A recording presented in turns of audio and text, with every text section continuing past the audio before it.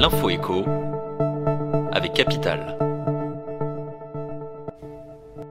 On commence avec le coup de gueule du jour poussé par Henri Buzy-Cazot. Après la présentation récente d'un rapport de l'autorité de la concurrence qui fustige les commissions trop élevées des agents immobiliers, le président fondateur de l'Institut du management des services immobiliers vient à la rescousse de ces professionnels.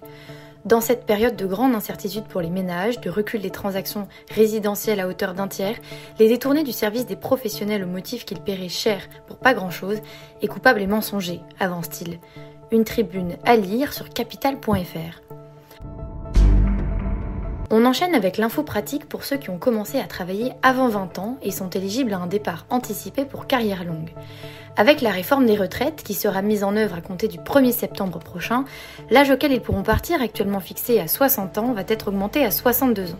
Avec la réforme des retraites qui sera mise en œuvre à compter du 1er septembre prochain, l'âge auquel ils pourront partir, actuellement fixé à 60 ans, va être augmenté à 62 ans. Un relèvement qui se fera progressivement selon un calendrier précisé par la Caisse nationale d'assurance vieillesse dans une circulaire publiée le 10 juillet.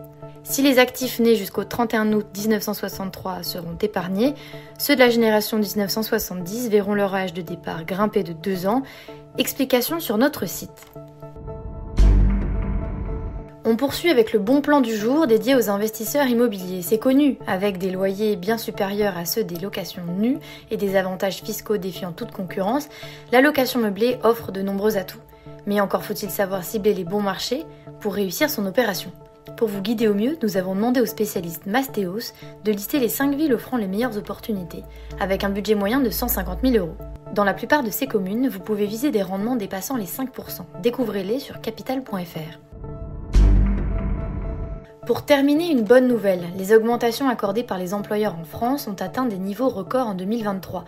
Selon une étude publiée lundi 17 juillet par le cabinet de conseil en ressources humaines, LHH, le budget médian des entreprises dédiées aux revalorisations s'est affiché à 4,7%, soit bien plus qu'en 2022, lorsqu'il était ressorti à 3% environ, et surtout qu'en 2021, année pour laquelle il s'était limité à 1,5%. À noter qu'à ces augmentations conséquentes s'est ajouté le versement de la prime Macron dans 45% des entreprises sollicitées par LHH.